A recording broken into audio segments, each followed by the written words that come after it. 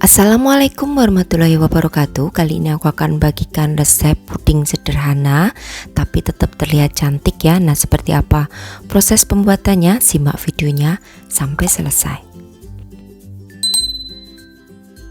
Siapkan bahan yang pertama, puding santan ya. Jadi ada 350 ml santan.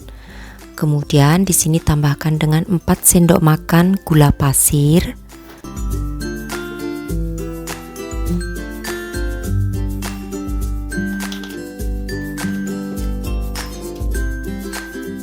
Lalu tambahkan dengan 1 sendok teh bubuk agar-agar, pilih yang tanpa warna, 1 sendok teh bubuk jeli, pilih juga yang tanpa warna. Kemudian aduk hingga tercampur rata. Selanjutnya masak dengan menggunakan api yang sedang cenderung kecil hingga puding santannya ini mendidih. Jangan lupa untuk sering diaduk supaya santannya tidak pecah.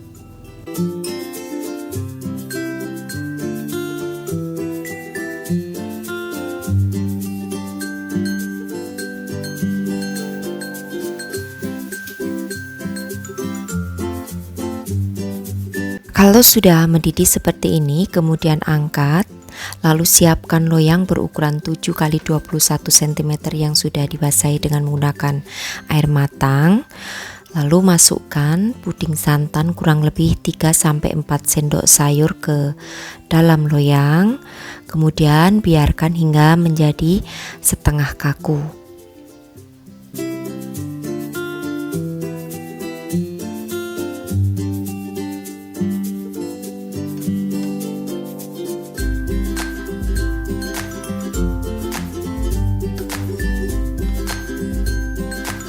Selanjutnya aku akan siapkan puding hitam, jadi siapkan 350 ml air. Di sini tambahkan juga dengan 4 sendok makan gula pasir. Lalu nanti untuk supaya berwarna hitam pudingnya, aku akan tambahkan dengan bubuk jeli cincau ya. Nah, ini aku menggunakan 1 sendok teh terlebih dahulu bubuk agar-agar tanpa warna, juga 1 sendok teh bubuk jeli cincau. Kemudian aduk hingga tercampur rata, baru setelah itu masak lagi dengan menggunakan api yang sedang cenderung kecil hingga mendidih.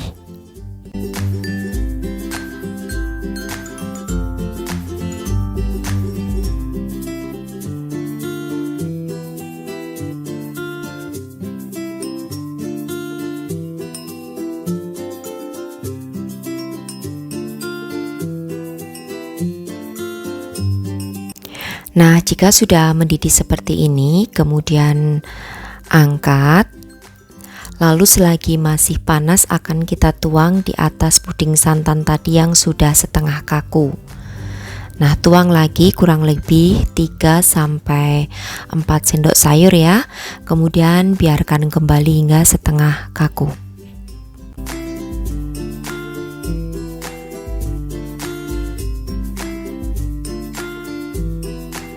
Nah, setelah puding cincaunya atau puding hitamnya setengah kaku, kemudian masukkan kembali untuk puding santan kurang lebih 3-4 sendok sayur. Lalu biarkan hingga setengah kaku.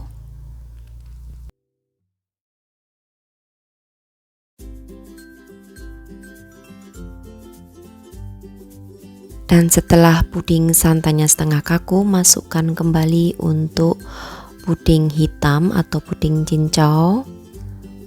Lalu biarkan hingga benar-benar dingin dan mengeras. Bisa disimpan di kulkas ya, kurang lebih sampai 1 jam. Nah, kalau sudah mengeras seperti ini, keluarkan dari loyang. Kemudian sisihkan terlebih dahulu. Aku akan siapkan untuk puding kuning. Nah, ini ada 800 ml air. Kemudian tambahkan dengan 80 gram gula pasir, 80 gram susu SKM atau kental manis,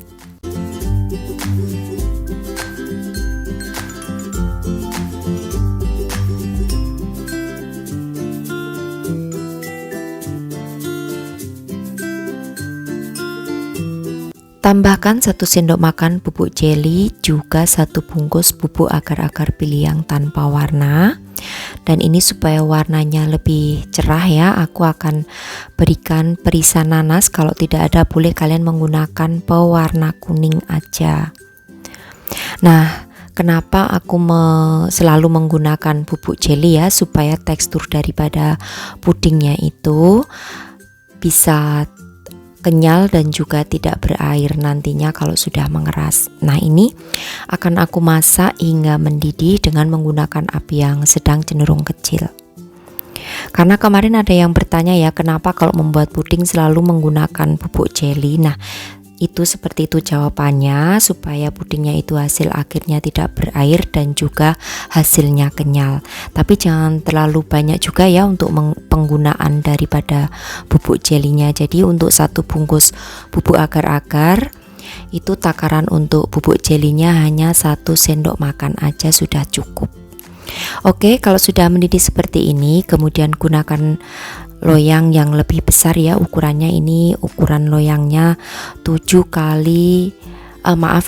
kali 21 cm. Kemudian masukkan untuk puding kuningnya ke dalam loyang kurang lebih 5 sendok sayur ya.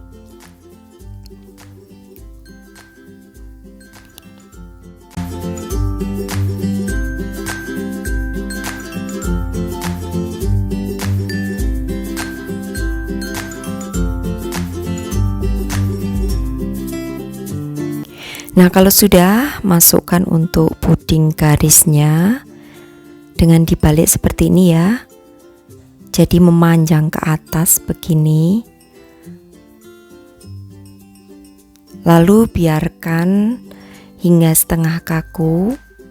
Baru kalau sudah setengah kaku, masukkan sisa puding kuningnya ke dalam loyang hingga penuh.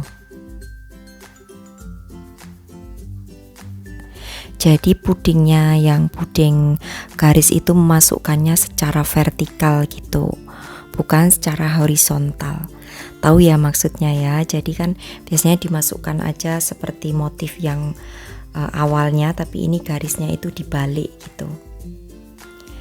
Nah, fungsinya menunggu setengah kaku itu untuk mengikat puding garisnya itu supaya tidak naik ke atas. Oke, ini sudah didinginkan ya. Kemudian aku akan keluarkan dari cetakannya dan hasilnya seperti ini. Lalu akan aku potong supaya kalian bisa lihat ya seperti apa tampilan di bagian dalamnya.